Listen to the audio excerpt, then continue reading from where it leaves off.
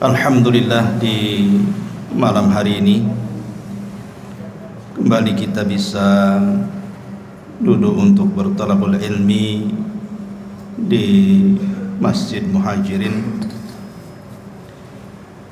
Salawat dan juga salam tak lupa kita haturkan kepada Rasul kita Nabi besar Muhammad sallallahu alaihi wa ala alihi wasallam. Ma'asyiral muslimin yang dimuliakan Allah Azza wa Jal, malam ini kita akan membahas biasa sirah para nabi. Tapi ada hal yang menarik untuk kita bahas di malam hari ini, tentang 10 fitnah yang akan melanda di akhir zaman. Ma'asyiral muslimin yang dimuliakan Allah Subhanahu wa taala, Hudzaifah ibn al-Yaman radhiyallahu an suatu ketika bermajlis dengan Amirul Mukminin Umar bin Khattab radhiyallahu an, sahabat-sahabat yang lainnya. Kemudian Umar radhiyallahu an mengatakan, ayyukum sami'a Rasulullah sallallahu alaihi wasallam yadhkurul fitan. Siapa di antara kalian yang mendengar dari Nabi sallallahu alaihi wasallam saat Rasul menyebutkan tentang fitnah-fitnah yang akan muncul? Faqala qaumun, maka sebagian para sahabat mengatakan, nahnu sami'na, ya kami mendengarnya. Faqala la'allakum ta'nuna fitnatar rajuli fi ahlihi wa jari. Maka Umar mengatakan, boleh jadi yang kalian sangkakan itu kalian mendengar soal fitnah seseorang, keluarga dan tetangganya. Maka sahabat yang lain mengatakan, ajal ya, tentu. Maka Umar mengatakan, tilka tukaffiruha as-salatu was-siyamu was-sadaqatu. Kalau hanya itu fitnah-fitnah yang kalian maksud, itu bisa dihapus dengan salat, puasa dan sedekah. Walakin, akan tetapi, kata Umar, yang aku tanyakan bukan itu. Ayyukum sami'an nabiyya sallallahu alaihi wasallam yadhkurul lati tamuju maujal bahri. Yang aku tanyakan adalah fitnah yang akan menghantam kalian seperti gelombang lautan yang akan menghempaskan kalian. Qala Hudzaifah, maka Hudzaifah berkata, fa askatal qaum. Maka sahabat yang lain pun terdiam. Faqultu ana, kata Hudzaifah, aku tahu. Qala, maka Umar mengatakan, anta lillah wa abu. Wahai Hudzaifah, demi Allah, ceritakan fitnah itu. Maka Hudzaifah ibn al-Yaman mengatakan, sami'tu Rasulullah sallallahu alaihi wasallam tu'radul fitan 'alal qulubi kal hasiri 'udan 'udan fa ayyu qalbin ushribaha nukitat fihi nuktatus sauda wa ayyu qalbin anqaraha nukita fihi nuktatun bayda hatta tasira 'ala qalbaini 'alal abyad misli as-safa fala tadurruhu fitnatun madamatis samawati wal ardh wal akharu aswad murbadan kalquzin muzakhiyah la ya'rifu ma'rufan wa la yunkiru munkaran illa ma ushriba min hawahu. Apa kata Hudzaifah? Kata Hudzaifah ibn al-Yaman radhiyallahu anhu, dia mengatakan, fitnah akan dihamparkan ke hati-hati setiap manusia seperti tikar dihamparkan sehelai demi sehelai. maka hati mana saja yang akan menyerapnya maka akan berbekas satu titik hitam padanya, dan hati mana saja yang mengingkarinya maka akan berbekas titik putih di hatinya. Sehingga keadaan hati manusia menjadi dua bagian. Ada hati yang putih bersih seperti batu licin yang tidak terpengaruh oleh fitnah selama langit dan bumi tegak, tapi juga ada hati yang hitam kelam berdebu seperti cangkir yang terbalik.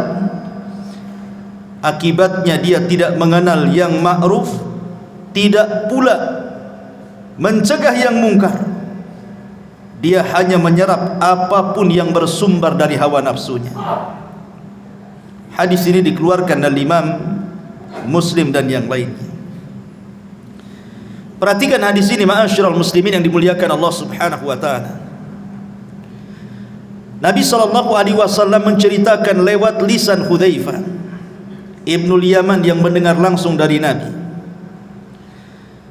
bahwa nanti fitnah itu akan dihamparkan di tengah-tengah manusia seperti tikar yang dihamparkan berhelai-helai. Kemudian kata Hudzaifah Ibnul Yaman, beliau mengatakan, fa ayyu qalbin usyribaha, siapapun yang kemudian punya hati dan menyerap fitnah itu, maka hatinya akan diletakkan titik hitam. Siapapun yang mengingkari fitnah itu, maka Allah akan letakkan titik putih di hatinya. Di sini Nabi SAW mengisyaratkan bahwa di akhir zaman akan banyak fitnah yang muncul, dan fitnah itu mengotori hati setiap manusia kecuali orang-orang yang Allah rahmati.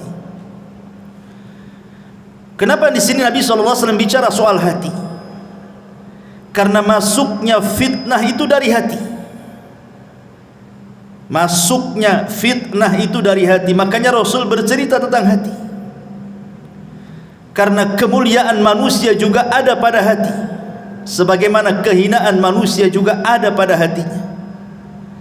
Lihat ketika Allah Subhanahu wa taala bersumpah dengan wattini wazzaitun wa turi sinina wa hadzal baladil amin. Allah bersumpah dengan apa? Dengan dua buah. Yang pertama tin dan zaitun. Yang kedua bersumpah dengan dua tempat, Tur, maksudnya bukit Tur di mana Musa mendapatkan Taurat, wa hadzal baladil amin, dan juga dengan Mekah. Apa kaitannya dua tempat dengan dua buah itu? Bukit Tur adalah bukit yang sangat suci, makanya Allah katakan muqaddasi tuah, bukit yang disucikan. Dan Mekah juga negeri yang disucikan oleh Allah Azza wa Jalla. Lalu apa kaitannya dengan tin dan zaitun? Tin dan zaitun itu maksudnya diarahkan ke Palestina, karena di Palestina inilah banyak tumbuh tin dan zaitun, maksudnya Masjidil Aqsa. Jadi Allah bersumpah dengan tempat-tempat suci. Aqsa tempat suci, Bukit Tur tempat suci, Mekah juga tempat suci. Kemudian setelahnya Allah Subhanahu wa taala bicara soal kondisi dua manusia.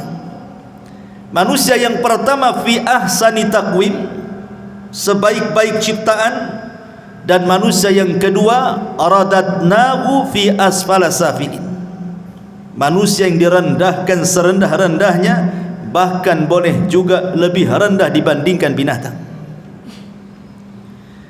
Dari sini menunjukkan bahwa kebersihan hati itu bisa mengangkat derajat manusia, dan kekotoran hati itu bisa merendahkannya.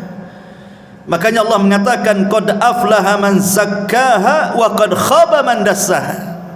Sungguh beruntung orang-orang yang membersihkan hati, dan sungguh rugi dan tidak beruntung orang-orang yang mengotorinya. Ma'asyiral muslimin yang dimuliakan Allah Subhanahu wa taala, dari sini kita bertolak bahwa nanti di akhir zaman hati kita akan diuji dengan berbagai macam fitnah. Kalau hati kita mudah mendapatkan fitnah, maka Allah letakkan titik hitam dalam hati kita. Ketika semakin banyak titik hitam itu, maka hati akan susah dapat hidayah. Makanya Rasul mengibaratkan kalkuzi muzahiyah, seperti cangkir yang terbalik. Anda tahu cangkir? Inilah cangkir. Ini cangkir. Kalau dibalik, maka tidak akan ada lubang di belakangnya. Walaupun kita isi air cangkir yang terbalik itu, air tidak akan pernah masuk ke dalam cangkir itu. Begitulah hati yang hitam, dimasuki hidayah dia tidak akan masuk. Dia tidak mengenal yang ma'ruf, mereka justru malah kenal dengan yang mungkar. Setiap yang disuruh oleh hawa nafsunya dia terima. Dari sini ma'asyiral muslimin yang dimuliakan Allah Azza wa Jalla, manusia akan diuji dengan berbagai macam fitnah. Maka malam ini kita akan bicara tentang 10 fitnah akhir zaman. Ma'asyiral muslimin yang dimuliakan Allah Azza wa Jalla, sebelumnya kita akan membahas satu hadis dari Abi Hurairah radhiyallahu anhu. Nabi sallallahu alaihi wasallam bersabda, "Badiru bil a'mali fitanan kakita'il lailil mudlim. Yusbihur rajulu fiha mu'minan wa yumsi kafira, wa yumsi mu'minan wa yusbihu kafira, yabi'u dinahu bi aradin minad dunya." Dari Abu Hurairah radhiyallahu anhu, Rasul bersabda, "Bersegeralah kalian memperbanyak amal saleh sebelum datang fitnah seperti penggalan gelap di malam hari." Di mana ada seseorang nanti di akhir zaman, paginya dia beriman, sorenya sudah kafir. Sorenya beriman, paginya pula dia kafir, karena menjual agamanya dengan kehinaan dunianya. Para ulama menyebutkan 3 faedah dari hadis ini. Pertama, hadis ini memberikan motivasi kepada kita agar bersegera untuk banyak-banyak beramal saleh sebelum datang waktu di mana kita tidak mampu beramal lagi. Di sini ada faedah agar kita segera beramal saleh sebelum datang waktu kita tidak bisa melakukannya. Makanya Nabi SAW dalam hadis yang lain mengatakan apa? Badiru bil a'mali sab'an. Bersegeralah kalian sebelum datang 7 perkara. Hal tantadiruna illa faqran munsiyah, au ghinan mudghiyah, au maradan mufsidah, au haraman mufannida, au mautan mujhiza, au dajjal fasyarru ghaibin yuntadhar, awis sa'atu was sa'atu adha wa amar. Kata Nabi sallallahu alaihi wasallam, beramalah kalian, bersegera beramal sebelum datang 7 perkara. Yang pertama, kefakiran yang melupakan. Kefakiran yang menjadikan lupa kepada Allah karena sibuk mencari dunia, lupa pula dengan ibadah. Atau kalau dia selamat dari kefakiran, belum tentu selamat dari kekayaan yang melampaui batas. Karena kekayaan itu bisa melupakan orang. Okelah dia selamat, dia kaya, dia pun taat kepada Allah Azza wa Jalla, belum tentu selamat dari yang ketiga, maradan mufsidah, sakit yang membuat dia terduduk tidak bisa beramal. Kaya tapi tidak bisa sholat ke masjid, sakit.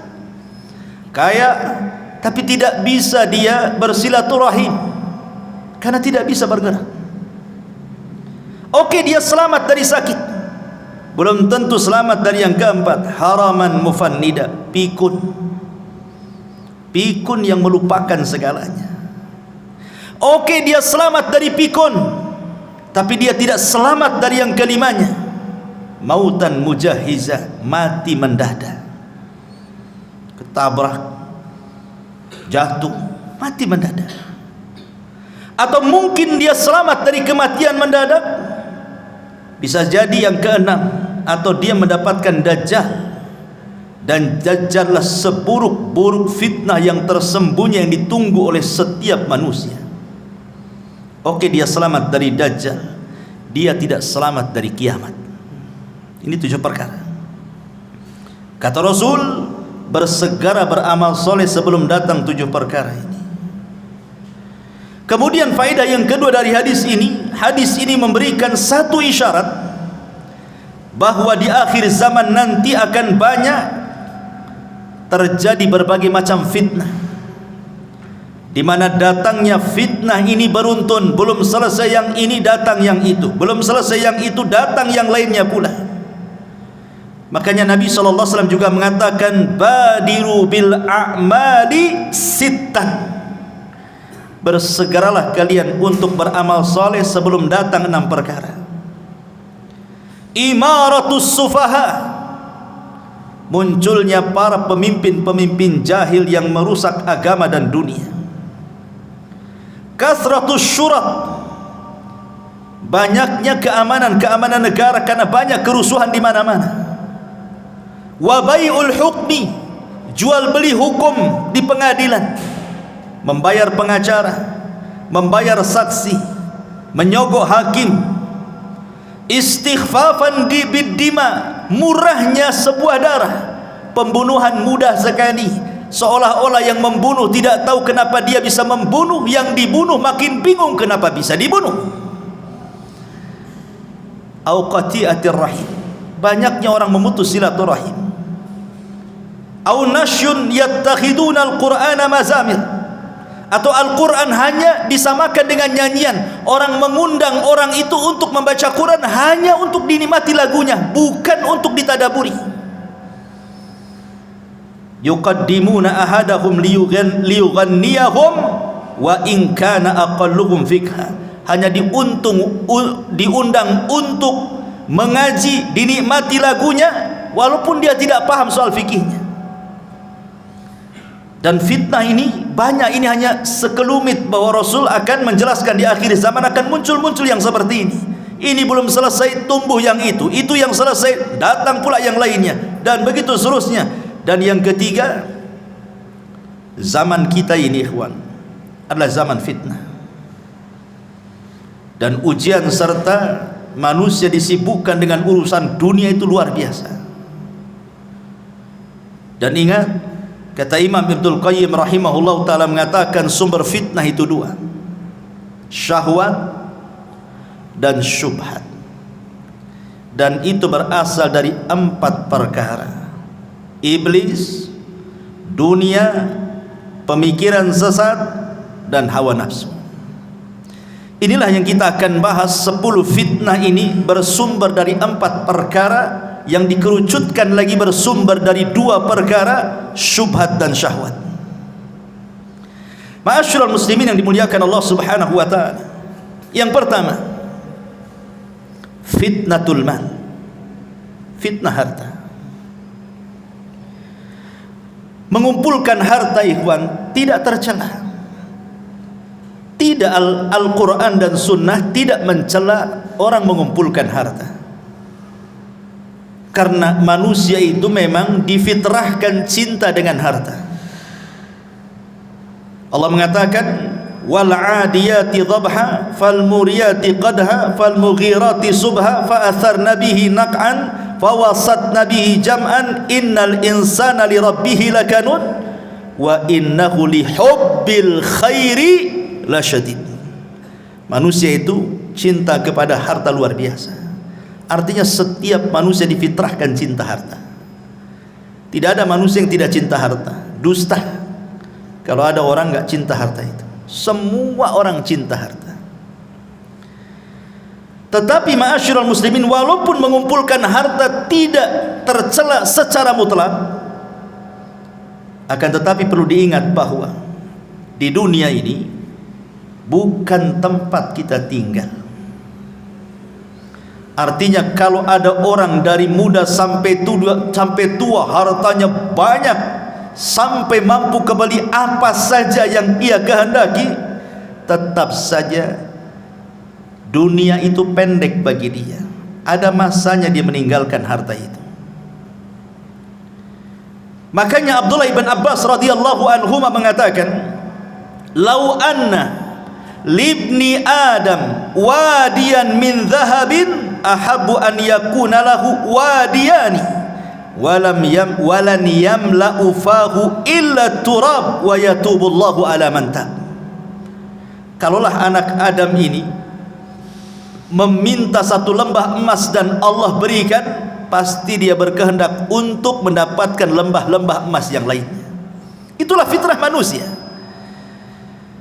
Ada orang yang berkeinginan, saya kalau sudah punya rumah, punya kendaraan, punya ini, punya itu, sudahlah, saya akan tenang-tenang, saya akan menikmati. Rupanya tidak juga. Setelah keinginannya tercapai, rupanya makin gila lagi keinginannya. Begitulah harta, ikhwatu fiddin, muliakan Allah subhanahu wa ta'ala, menjadi fitnah. Fitnah bagi pemiliknya. Ma'asyiral muslimin yang dimuliakan Allah azza wa jalla, dari segi mana fitnahnya harta itu? Begini ikhwan, kenapa harta menjadi fitnah itu? Kalau orang terus mencari harta, keinginannya tercapai, rumah sudah kebeli, kendaraan sudah kebeli, dia pun mampu membuat usaha, hartanya banyak. Terkadang manusia takut kalau seandainya kekayaannya hilang. Ketika ada kekhawatiran hilang hartanya, inilah kemudian dia berubah menjadi jahat. Makanya Allah subhanahu wa ta'ala mengatakan, wa minhum man ahadallah la in atana min fadli lanasaddaqanna wa lanakunanna minas salihin falamma atahum min fadlihi bakhilu bihi wa tawallaw wa hum mu'ridun. At-Taubah 75-76. Ada di antara manusia yang berjanji kepada Allah subhanahu wa ta'ala, kalau Allah memberikan kepadaku harta yang banyak, aku akan sedekah, aku akan menjadi orang baik. Ketika Allah berikan betul-betul harta itu, apa yang terjadi? Bakhilu bihi, dia pun menjadi orang yang paling bakhil. Kemudian wa tawallaw wa hum mu'ridun, dia pun berpaling dan tidak mau dekat dengan Allah subhanahu wa ta'ala. Disitulah letak fitnahnya. Orang kalau sudah kemudian punya harta, takut pula dia kehilangan harta. Karena dia takut kehilangan harta, bukan dia yang kuasai harta, harta pula menguasai dia. Disitulah bahayanya.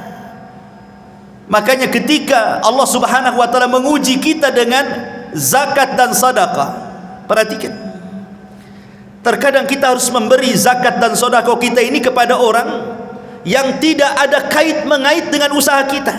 Orang yang kita kasih itu terkadang dia tidak membantu usaha kita, bahkan mungkin gak kenal kita dengan dia, tapi kita dituntut memberinya, padahal dia tidak punya andil dengan kekayaan kita. Itu ujian harta namanya. Bisa kita memberi kepada orang yang tidak kenal dengan kita. Lain kalau seandainya kita memberi pekerja dalam usaha kita, wajar karena dia andil dalam usaha kita. Ini orang gak pernah kerja sama kita, tidak pernah memberi modal sama kita, kenal pun tidak, tahu-tahu menjulurkan tangannya minta sedekah dari kita. Di sini diuji oleh Allah, mau memberi atau tidak. Disinilah fitnah harta itu muncul. Makanya Qarun adalah orang yang paling dekat dengan Nabi Musa, ahli dan pakar Taurat. Ketika membaca Taurat paling indah suaranya, orang suka dengan Qarun. Itu lagi miskin-miskinnya.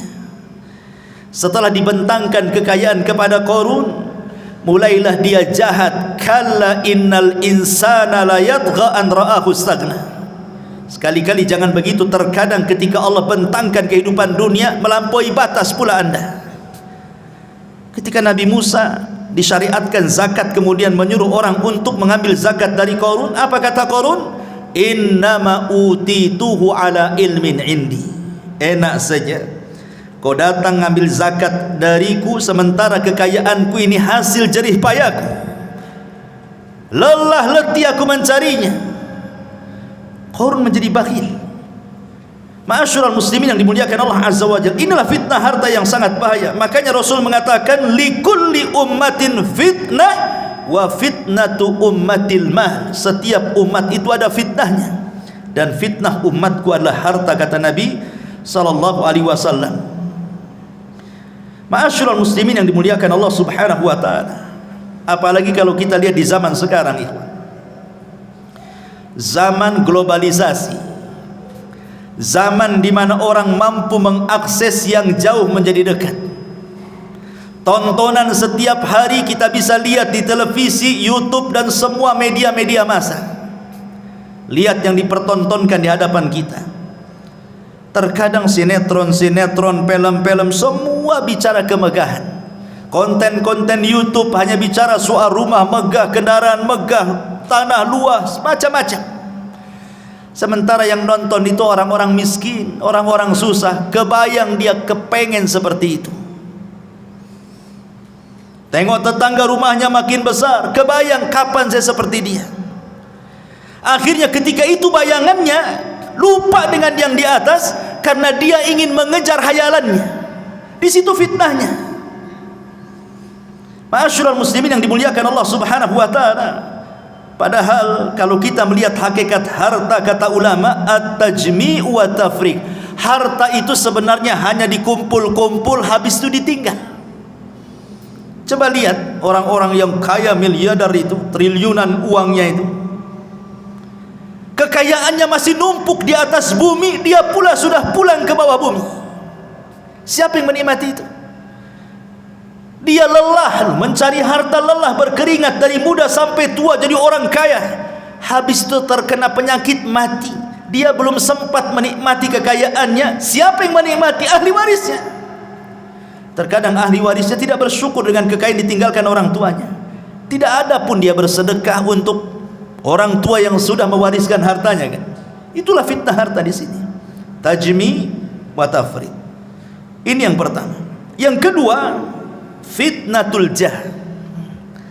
Fitnah kedudukan, fitnah kekuasaan, fitnah kepemimpinan, fitnah ingin terkenal, dihargai orang, disambut orang, ingin dipuji orang, ingin disanjung orang, takut kehilangan kekuasaannya, takut ditinggalkan orang, takut tidak dihargai lagi. Akhirnya apa yang terjadi? Dia pun tagha, persis seperti Firaun, tagha melampaui batas. Karena memang tabiat fitnatul jah ini, ikhwan, fitnah kekuasaan ini identik dengan fitnah keserakahan. Orang kalau sudah berkuasa, dia tidak mau jatuh lagi. Karena sudah enak duduk di kursi, tak mungkin dia pula duduk di lantai. Sehingga dengan daya upaya dia akan mempertahankan itu. Lalu fitnahnya di mana? Fitnahnya di sini, ketika dia berpikir akan jatuh, dia sudah terbayang itu. Sudah tidak ada lagi acara-acara resmi kerajaan, pemerintah, tidak ada lagi sambutan-sambutan, tidak ada lagi sanjungan-sanjungan, tidak ada lagi pujian-pujian, tidak ada lagi semuanya. Halaka anni sultaniyah, hilang kekuasaannya. Umar bin Abdul Aziz rahimahullahu ta'ala, ketika dia sedang sakit parah, dia minta dipapah ke kuburan. Kemudian dia pandang kuburan itu, kemudian dia menangis, kemudian dia berteriak dan mengatakan, ma agna anni maliyah, halaka anni sultaniyah, katanya. Kalau seandainya aku mati, kata Umar bin Abdul Aziz, tidak ada manfaat harta yang menumpuk di depan saya, tidak pun kekuasaan akan hilang begitu saja. Belum mati nih, orang yang jatuh dari kekuasaan itu sudah stres dulu deh, karena sudah tidak ada lagi yang menghargai dia. Apalagi tabiat orang yang berkuasa itu, kalau sudah naik rezim yang lain, dia akan menjatuhkan rezim sebelumnya, dan begitu seterusnya itu. Dari zaman ke zaman seperti itu. Sehingga fitnahnya di sini. Akhirnya kemudian menghalalkan segala cara, yang penting naik ke sana, mau sikut kiri sikut kanan, mau menzalimi orang, mengambil hak orang, enggak peduli dia. Yang penting aman kedudukannya. Ini fitnah, ini luar biasa. Makanya Nabi SAW sampai mengatakan, madhibani ja'i'ani ursila fi ghanamin bi afsadalaha min hirsil mali alal min hirsil mar'i alal mali wasyarafi lidini. Kalau seandainya ada dua serigala yang dua-duanya lapar, kata Rasul, ini serigala belum makan 1 minggu, lapar, di depannya ada kambing, tentu serigala ini akan mencabik-cabik kambing itu sampai kenyang, sampai robek, sampai rusak. Kata Rasul, kondisi kambing yang rusak dicabik dua serigala lapar itu tidaklah sebanding kerusakannya dibandingkan orang yang semangat mengejar harta dan kedudukan. Karena kalau dua serigala ini hanya memakan 1 kambing sudah kenyang, selesai. Tapi orang yang mengejar kedudukan, dia akan korbankan banyak orang. Dia akan korbankan, dia harus berdusta di situ. Terkadang harus mendolimi, terkadang harus menyakiti, tak jarang membunuh, naudzubillah. Makanya di sini kemudian Rasul mengatakan, rusaknya kambing yang diterkam serigala tidak seberapa tuh dibandingkan kerusakan orang-orang yang mengejar kedudukan. Naudzubillah. Kemudian yang ketiga, fitnatuz zaujati wa fitnatul aulad. Fitnah pasangan hidup dan juga anak-anak. Di zaman Nabi SAW ada seorang sahabat yang ketika hendak hijrah ke Mekah, ke Madinah dari Mekah, dilarang sama istri dan anak-anaknya. Tidak boleh hijrah, masa kita akan tinggalkan tempat kelahiran kita.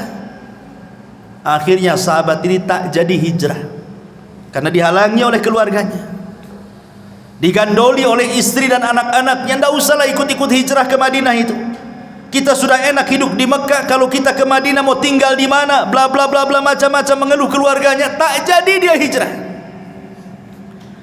Sudah bertahun-tahun, akhirnya adalah kesempatan dia menyadarkan istrinya, mau pula istri dan anaknya hijrah.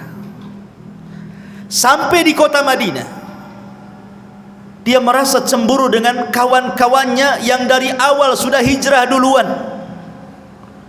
Mereka sudah menjadi alim ulama karena sudah bertahun-tahun belajar dengan Nabi SAW. Sebagian mereka sudah sukses dari segi dunia seperti Abdurrahman bin Auf, Utsman bin Affan, Abu Bakar dan yang lainnya. Dan mereka bertahun-tahun dekat dengan Nabi SAW. Menyesalah dia, kenapa dia kemudian tidak hijrah bersama para sahabat sebelumnya. Coba kalau seandainya dia hijrah bersama para sahabat di awal hijrah, tentu aku pun meraih seperti apa yang mereka raih, katanya. Marah sama anak dan istrinya, gara-gara engkau mungkin bahasa kita. Coba kalau dulu kalian tidak melarang saya hijrah, tentu aku tidak seperti ini, katanya. Ketika itu turun ayat surah At-Taghabun ayat 14 kepada sahabat ini. Ya ayyuhalladzina amanu inna min azwajikum wa auladikum aduwwan lakum fahdharuhum. Hai orang-orang yang beriman, sesungguhnya istri-istri kalian, anak-anak kalian terkadang menjadi musuh kalian. Fahdharu, hati-hati. Lihat, sahabat ini tidak jadi hijrah gara-gara apa? Digandoli anak istrinya, kan? Jadi musuh. Baik musuh secara ideologi atau musuh secara fisik. Musuh secara ideologi boleh jadi mungkin suaminya mau sedekah, ditahan sama istrinya. Bang, janganlah sedekah, beli mobil, beli ini, beli itu. Tak jadi dia. Anaknya kepengen ini, kepengen itu, tak jadi dia. Terkadang kebutuhan keluarga sudah dicukupi sebenarnya, bahkan lebih dari kecukupannya. Terkadang istri melarang kita untuk menginfakkan harta kita, padahal kita yang cari. Terkadang anak-anak juga demikian. Itu secara ideologi itu. Secara fisik ya sudah, na'udzubillah, banyak kita lihat di YouTube ada anak membunuh orang tuanya. Entah apa salah orang tuanya, kenapa sampai dibunuhnya. Akhirnya ketika sahabat ini mau marah kepada keluarganya ini, maka Allah Subhanahu wa taala katakan, wa in ta'fu wa tasfahu wa taghfiru fa innallaha ghafurun. Kalau engkau maafkan anak istrimu, kau berlapang dada, kau ampunilah kesalahan mereka, Allah zat yang maha pengampun lagi maha pengasih. Akhirnya dimaafkan. Ya sudahlah, sudah kadong begitu bahasa kitanya. Lihat, karena begini ikhwan, fitnah istri dan anak-anak itu terkadang kita ini mencintai Allah dan Rasulnya. Kita orang Islam pasti kita cinta dengan Allah, cinta dengan Rasulnya.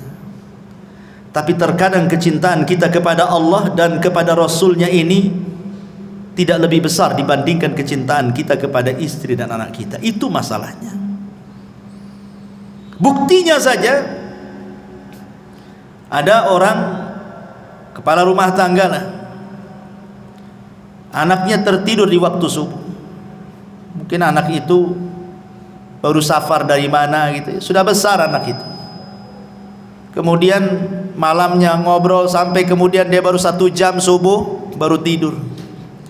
Kemudian bapaknya ingin bangunkan anak itu sholat subuh. Apa kata istrinya? Janganlah pak, kata. Anak itu baru datang capek, baru 1 jam dia tidur, biarkanlah dia tidur, kata. Akhirnya kemudian suaminya sholat subuh sendiri, anaknya ngorok sampai terbit matahari. Kenapa orang tua ini membiarkan anaknya seperti itu? Karena sayangnya dia kepada istrinya dan sayangnya kepada anaknya. Itu di dunia. Di akhirat dia tidak sadar anak itu yang menyeret dia ke neraka. Ma'asyiral muslimin yang dimuliakan Allah Azza wa Jalla. Terkadang kita bapak-bapak ini dibuat durhaka dengan orang tua gara-gara istri. Banyak laki-laki yang durhaka dengan orang tua gara-gara istrinya kan? Padahal hak kita kepada orang tua itu porsinya lebih besar dibandingkan hak kita kepada istri kita. Kalau seandainya ada uang 1 juta, kemudian di situ ada 2 orang, 1 orang tua, 1 istri, kemana uang ini saya sedekahkan? Kata Rasul, Allah berfirman, yas'alunaka madza yunfikun. Qul ma anfaqtum min khairin falil walidaini. Mereka bertanya-tanya kepadamu, wahai Muhammad, kalau saya punya uang kemana saya sedekahkan? Maka katakan ya Muhammad, kata Allah, sebaik-baik sedekah itu berikan kepada orang tua. Tetapi berapa banyak istri yang mempengaruhi kita, akhirnya kita durhaka dengan orang tua kan?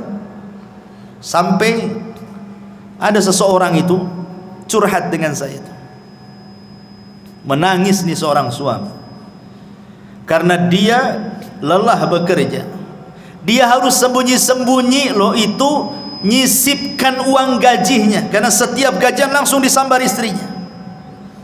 Jadi sisihkan sedikit-sedikit hanya untuk mengirim orang tuanya. Nangis dia. Kenapa harus izin sama istrinya? Dia yang cari kerja. Tidak boleh seorang suami seperti itu, dan tidak pun layak istri seperti itu. Masa kemudian suami disudurhaka dengan orang tuanya? Itulah kadang-kadang fitnah istri seperti itu kan. Atau lebih daripada itu, dibuatnya kita ini memutus silaturahim dengan kerabat. Setiap mau ngirim, mau ngasih bantuan, istri pula tak boleh kan. Akhirnya terputuslah silaturahim. Naudzubillah. Terkadang juga bisa bertengkar dengan tetangga lo gara-gara istri dan anak-anak kan Pak ya.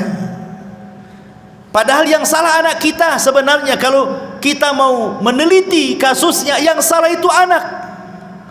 Tapi kita kadang orang tua terpengaruh dengan sayangnya kepada anak, dilabraknya tetangga.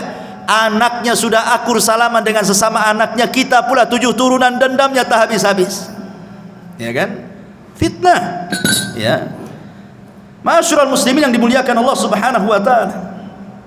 Ini fitnah keluarga. Kemudian yang tak kalah parahnya lagi ada namanya fitnatun nisa. Ini yang keempat, fitnah perempuan. Nabi SAW bersabda dalam hadis Muslim dan juga dikeluarkan Imam Bukhari, ma taraktu ba'di fitnatan adarru ala rijali minan nisa. Tidak ada yang aku tinggalkan setelahku fitnah yang lebih besar dibandingkan fitnah wanita. Kita lihat Adam dicipta dari apa? Dari tanah. Kalau Hawa dicipta dari siapa? Dari tulang rusuk Adam. Ahli tafsir mengatakan saat Adam tertidur, diambil tulang rusuk yang paling bengkok, yang paling atas, yang dekat dengan jantung, diambil kemudian diciptakan Hawa. Kenapa saat tidur Adam diambil tulang rusuknya supaya Adam tidak benci dengan istrinya? Makanya saat tertidur diambil dan tidak terasa, pas bangun nampak pula Hawa sudah di depan dia. Artinya tabiat laki-laki karena terbuat dari tanah, makanya dia bergelut dengan tanah kan. Antum yang bangun rumah, bangun ini, bangun itu untuk istri kan, ya, dari tanah. Rumah antum dari apa? Dari tanah lah, dari pasir, dari apa-apa semua dari tanah. Karena kita laki-laki tercipta dari tanah kan, makanya kita bangun rumah. Karena istri tercipta dari tulang rusuk yang dekat dengan jantung, makanya fungsi istri itu menenangkan. Itu kalau yang berakal. Dapat pula istri yang tak berakal, habis lantung. Karena dia dekat jantung kan, diciptakan dari tulang rusuk yang paling bengkok, makanya dia dekat jantung untuk memberikan motivasi kepada suaminya. Tapi ternyata banyak pula kemudian wanita-wanita itu yang tidak bersyukur dengan suaminya. Ini masih mencakup fitnah wanita, tapi masih istrinya, masih istri kita maksudnya. Begini kawan, istri itu diciptakan untuk kita itu dalam rangka perhiasan. Jadi wanita itu sebenarnya perhiasan bagi laki-laki. Makanya ketika Nabi SAW mengatakan sebaik-baik perhiasan itu adalah istri yang soleha kan gitu. Karena wanita itu perhiasan bagi laki-laki. Laki-laki lebih suka memandang perempuan dibandingkan barang-barang antik lainnya, ya kan? Antum lebih suka memandang perempuan dibandingkan celana bagus, tas bagus, walaupun bermerek itu nggak tertarik. Coba dipajangkan satu perempuan yang cantik, nggak berkedip antum. Kalau sama celana berkedip-kedip lah. Karena memang wanita diciptakan jadi perhiasan bagi laki-laki. Makanya kenapa kenikmatan laki-laki itu lebih banyak dikasih perempuan di sorga. Karena memang difitrahkan laki-laki itu hanya suka perempuan. Kalau yang lain bosan, kalau perempuan gak akan bosan. Berbeda dengan perempuan. Perempuan itu bukan satu-satunya kenikmatan laki-laki. Ya, dia juga difitrahkan cinta dengan kita. Tapi kecintaannya bercabang. Ia cinta dengan suami, ia cinta dengan perhiasan, ia cinta dengan baju, dengan pakaian, dengan macam-macam. Makanya kenikmatan di sorga pun bercabang-cabang dia. Dia tidak dikasih bidadara banyak-banyak, satu aja suaminya. Karena di dunia saja perempuan itu dia tidak begitu suka dengan laki-laki. Dia suka kadang, tapi juga ada yang lain yang disukai dia. Makanya lihat perempuan itu, kalau antum kasih hadiah baju senang luar biasa kan. Kalau antum dikasih hadiah sama istri kaos nggak senang, biasa-biasa saja kan, nggak ada surprise-nya sama sekali. Karena hari-hari juga kita pakai kaos kadang seminggu sekali baru ganti. Kalau perempuan kan dikit-dikit ganti, dikit-dikit ganti. Ada pakaian dapur beda dengan pakaian keluar, beda dengan pakaian kearisan, beda dengan pakaian ke pasar, dan begitu seterusnya kan. Laki-laki mana peduli, mau ke undangan ya itu, mau sholat ya itu, mau tidur ya itu gitu. Gak peduli dia. Ma'asyiral muslimin yang dimuliakan Allah Azza wa Jalla, masalahnya ikhwan, di mana letak fitnah nih perempuan nih? Yang dimaksud dalam hadis ini, maksudnya di sini bukan istri kita, tapi perempuan yang tidak ada kait mengait dengan kita. Karena begini, ada satu kisah, ini sering saya ceritakan tapi di sini belum. Abu Abdillah Al-Laghawi rahimahullahu ta'ala, seorang ulama salaf. Abu Abdillah Al-Laghawi rahimahullahu ta'ala bercerita, di zamannya ada anak muda. Anak muda ini rajin sholat, tidak lepas baca Quran, hadir terus di majelis ta'lim, pokoknya anak muda soleh. Dia berjalan melewati satu gereja.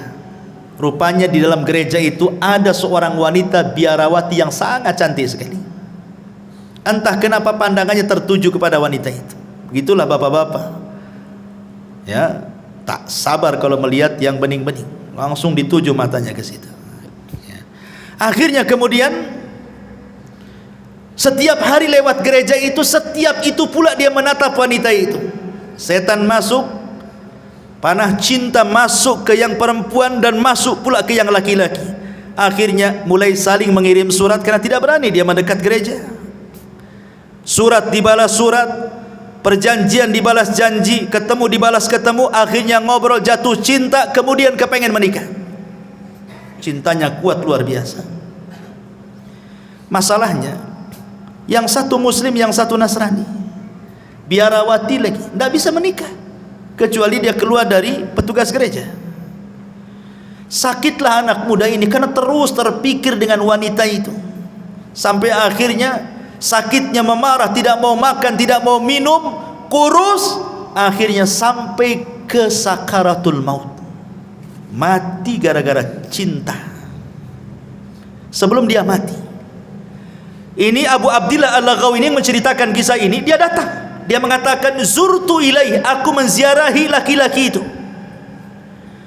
Kemudian aku ajak dia berdakwah menuju kepada Allah, mengingatkan rahmat Allah untuk bertobat kepada Allah Azza wa Jalla.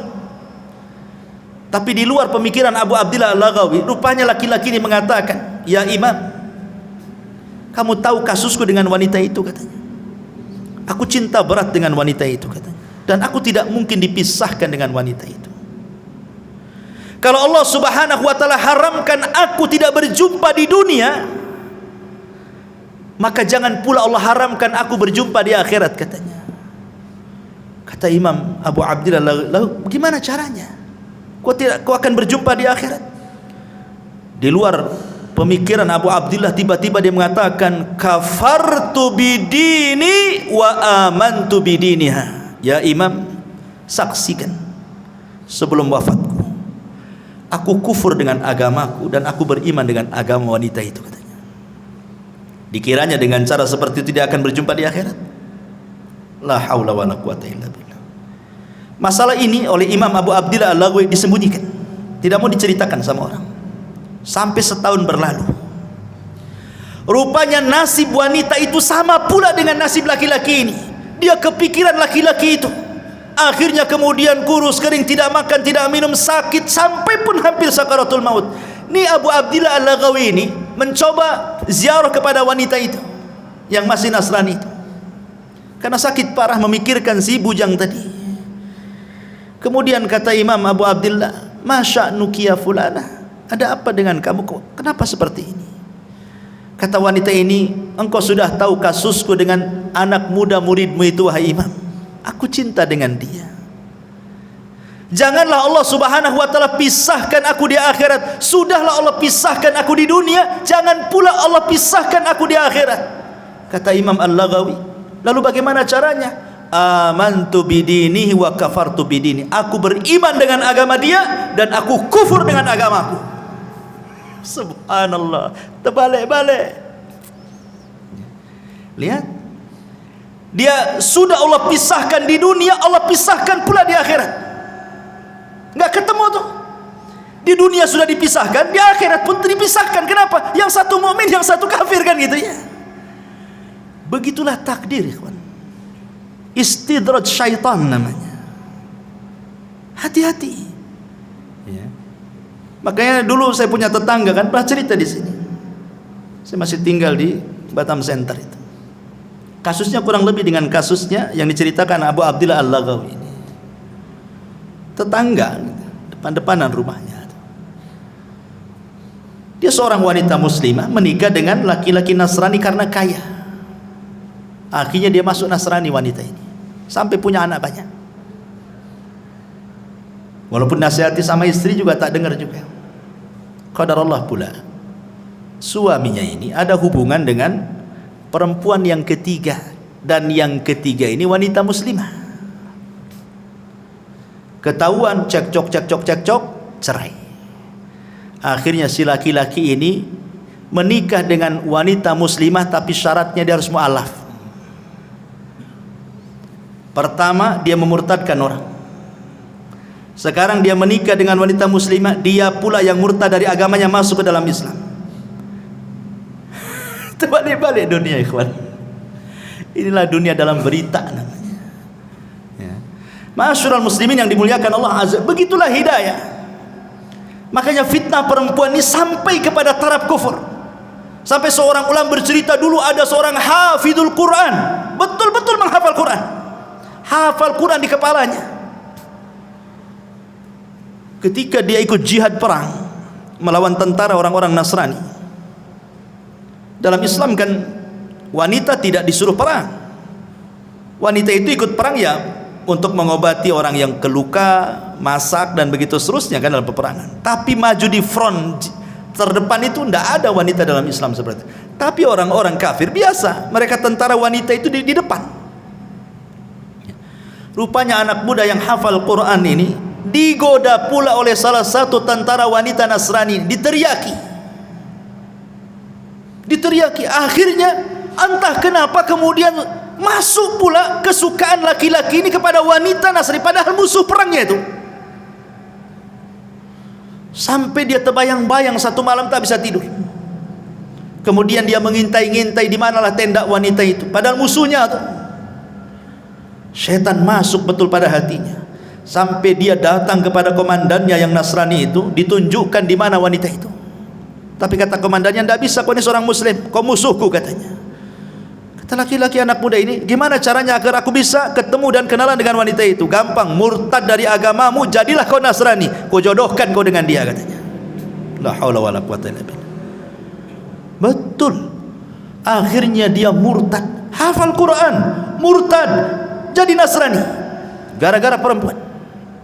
Kemudian menikah. Setelah beberapa tahun berjumpalah dengan kawan-kawan yang muslim ini. Kemudian ditanya anak muda ini, "Ya fulan, aina Qur'anuk? Aina salatuk? Aina ibadatuk?" Di mana Qur'anmu? Di mana salatmu? Di mana ibadahmu katanya. Dia mengatakan, "Demi Allah, sudah hilang di kepalaku kecuali hanya satu ayat." Cuma satu ayat katanya. 30 juz hilang kecuali satu ayat.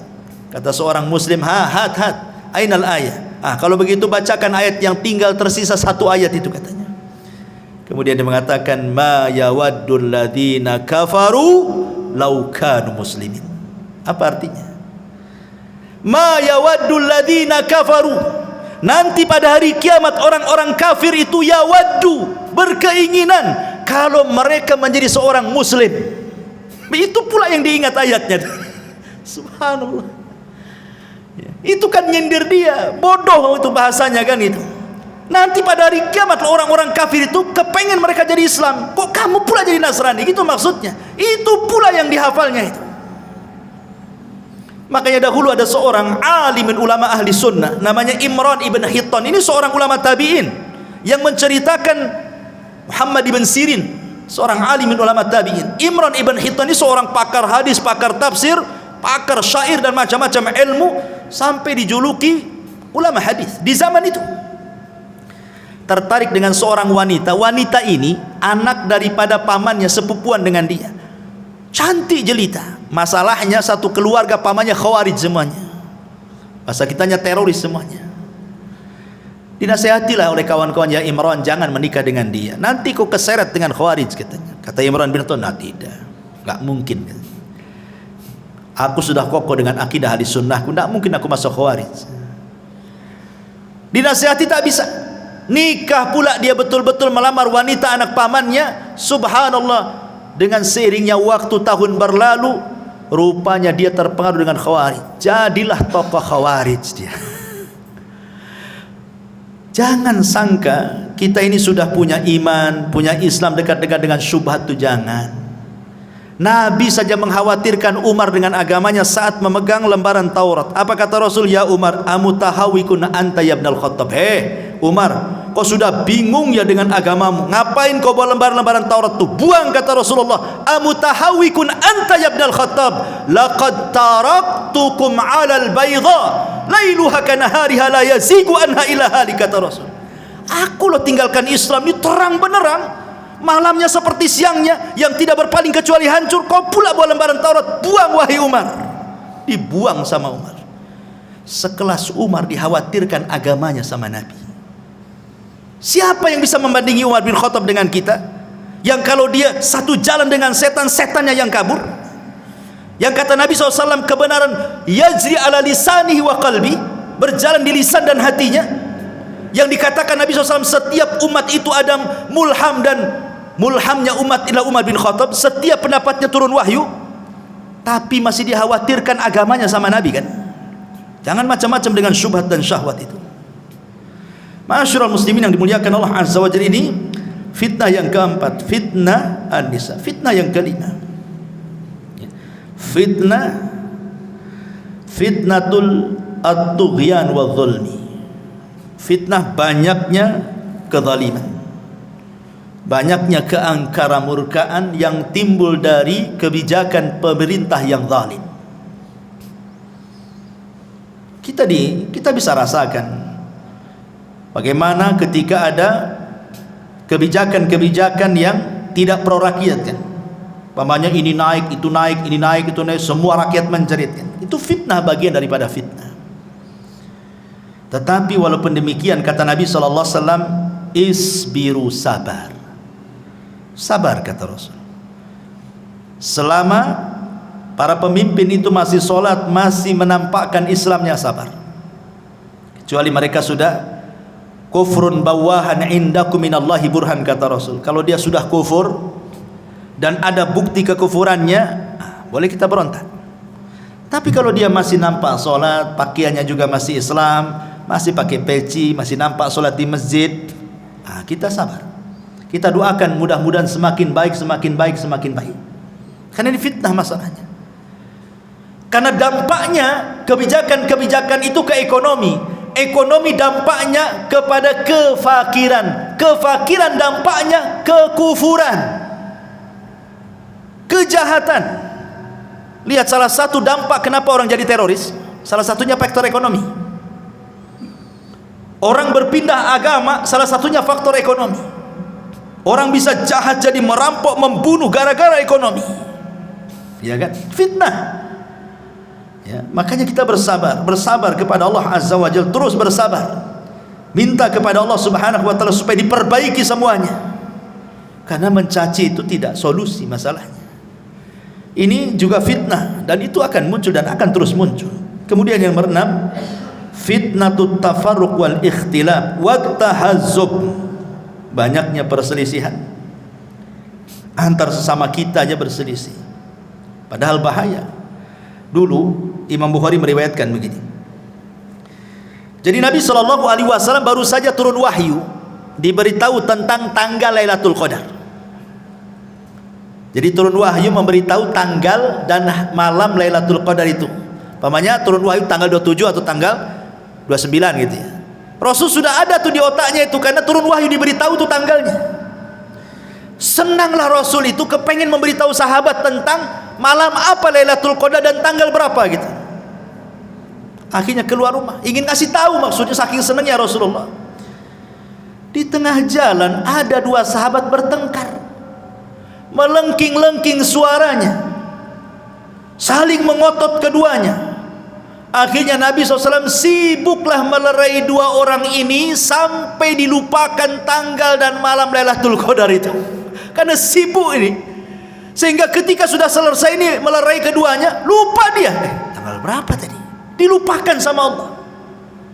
Dari sini menunjukkan ikhwatu fillah bahwa perselisihan itu sebab mahkul khair wal barakah, diangkatnya kebaikan dan keberkahan sebab perselisihan ini.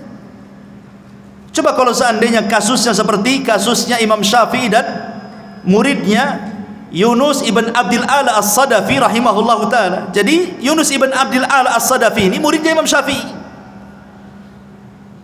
Suatu ketika berdebat dengan gurunya, entah masalah apa perdebatannya, sampai meninggi suaranya.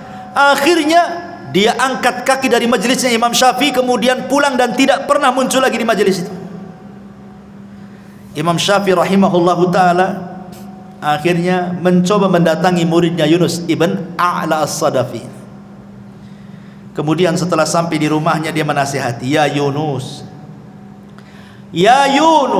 la tuhawil al-intisar fi kulil ikhtilaf, fa ahyanan kasbul qulub awla min kasbil mawaqif. Yunus, kata Imam Syafi'i, janganlah setiap perselisihan itu kau bela habis-habisan pendapat, karena menutup hati supaya terus bersama itu lebih utama dibandingkan mempertahankan pendapatmu.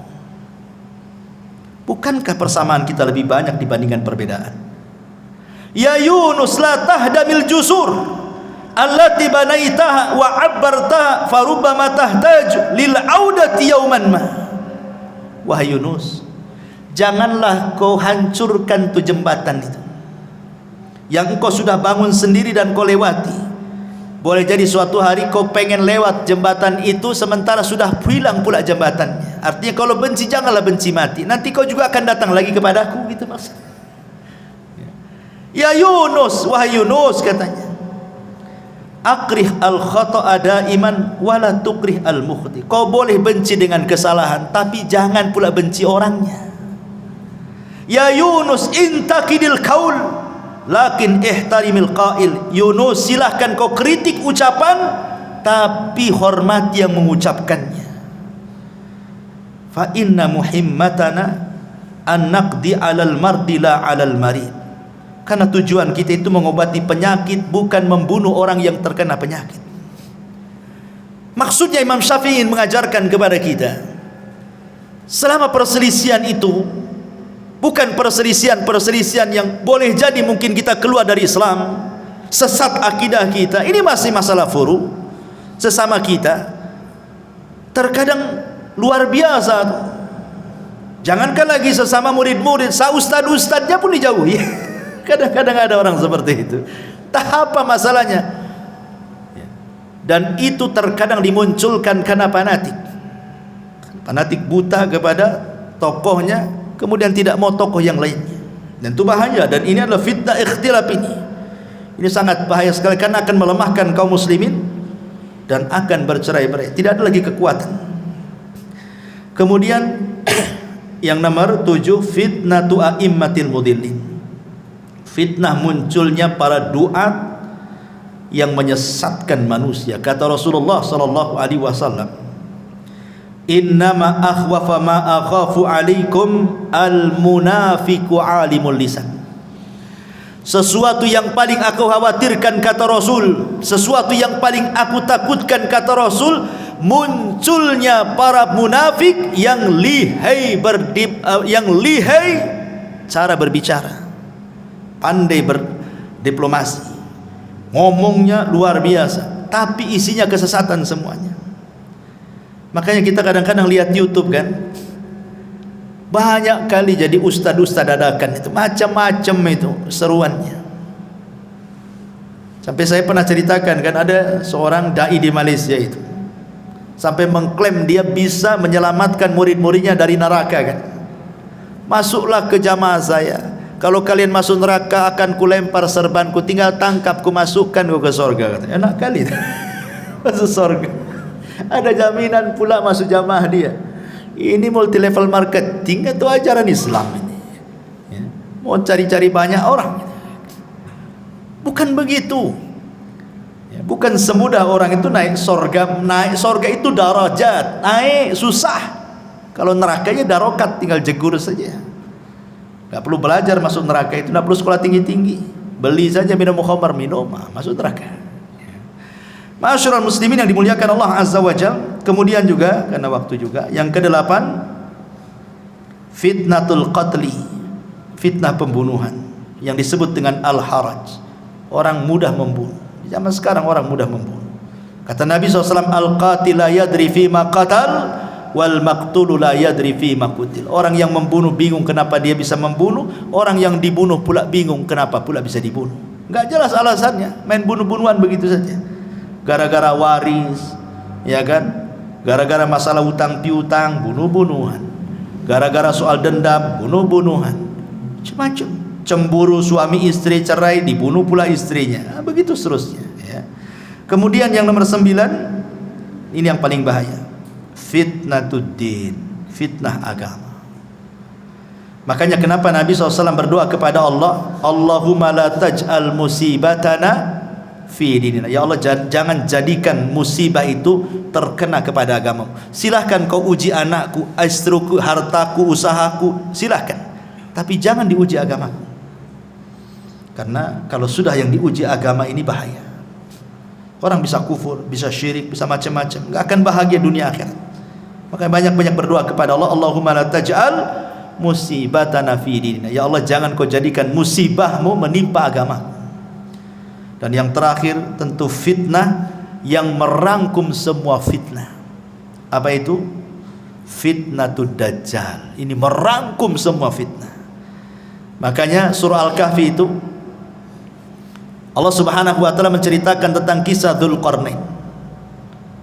Bicara soal kekuasaan. Allah bicara tentang kisah Ashabul Jannatain, tentang harta dua kebun yang kufur.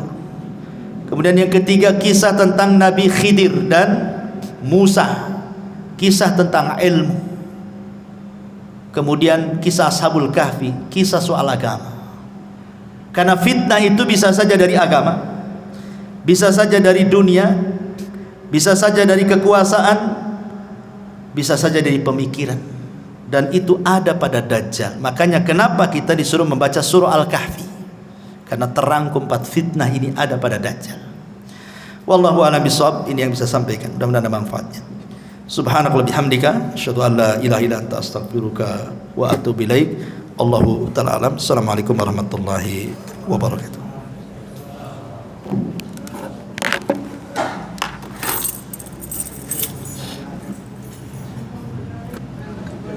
Ini baru benar.